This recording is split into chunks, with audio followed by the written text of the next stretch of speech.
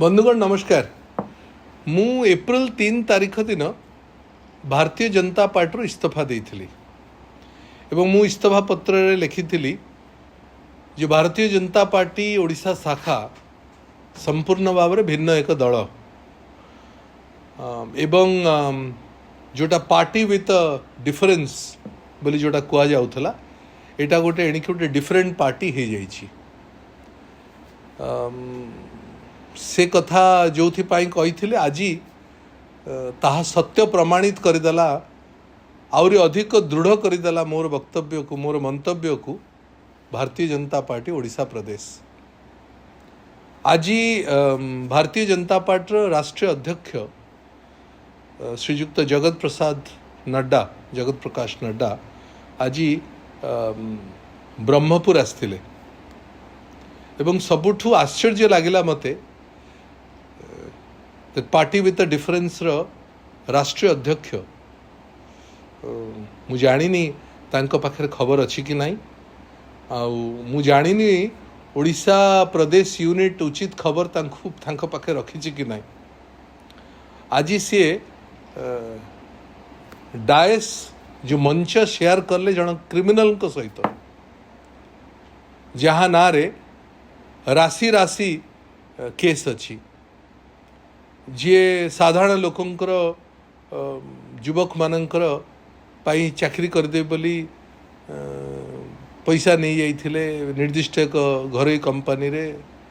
जे Covid समय जहाँ जहाँ करिसेंते आमे समस्त जानिछे। ये समस्त कथा जहाँ ना रे आक्षेप अच्छी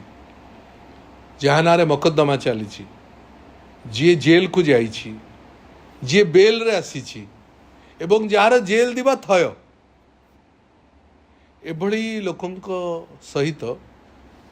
जहाँ को पार्टी भारतीय जनता पार्टी एठी लोकसभा प्रार्थी भी करला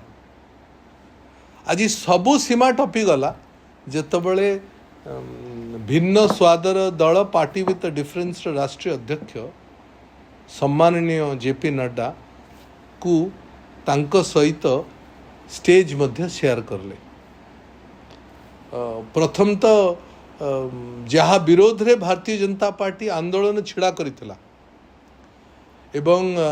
जार निर्देश रे ता भितर मु प्रमुख थिली दल निर्देश देइथिला मते एवं आमर गंजाम यूनिट को जे तुमे तांको विरोध रे आंदोलन छिड़ा कर सारा ओडिसा रे छिड़ा आइतला एवं सबुठु बेसी गंजाम आइतला तांको दल प्रार्थी भी करदेला लोकसभा ग्रहण करला दल रे प्रार्थी भी करला एवं आज सबू सीमा टपी गला जे राष्ट्रीय अध्यक्ष पाखरे बसई भी देला। ये बड़ा आश्चर्य कथा एवं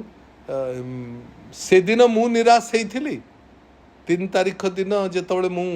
जो दिन घोषणा तांकर ना हैला से दिन मु निराश होइथिली एवं आज मते लागुची भारतीय जनता पार्टी से दिन ठू आज भीतर आज सबू सीमा टपी गला परे भारतीय जनता पार्टी पूरा कैडर ओडिशार निश्चित भाव में निराश होइथिबो। मु तो व्यक्तिगत भाव में शह शह टेलीफोन पाइछि बंधु माने जो माने भारतीय जनता पार्टी अच्छी कैडर जो माने सहित लंबा समय 23 वर्ष काल काम करिवार सुजोग मिलिथिला से माने सब फोन करुछंती एवं अत्यंत भाव में दुखित से दिन थिले जो दिन तांको ग्रहण करागला दल रे दुखित आउरी अधिक होइथिले जो दिन तांको प्रार्थी करागला एवं सबू दुखर सीमा आज से मानकर टपी आइथिबो जेतबळे आज जेपी नड्डा सहित से व्यक्ति आज डायस शेयर करले। राष्ट्रीय अध्यक्ष भारतीय जनता पार्टी आज ओडिया अस्मिता कथा कहले ओडिया अस्मिता गोटे सम्मानजनक कथा किंतु कहा को नहीं कि ओडिया अस्मिता को टेक रखी भारतीय जनता पार्टी ए भलिया व्यक्ति मानक नहीं करी जो मानक ना रे समस्त प्रकार मकद्दमा अच्छी जी क्रिमिनल बोली साब्यस्त है जहाँ ना रे जे जेल को जाइछंती जे बाहर को आछंती एभली लोक अच्छंती एवं पूर्वतन विधायक चिलिकार जी भारतीय जनता पार्टी कर्मी मानक ऊपर निजे गाड़ी मड़े देथिले सेई मानक को पाखरे रखिकरी सेई मानक प्रार्थी घोषणा करिकरी सेई मानक दलर पोस्टर बय करिकरी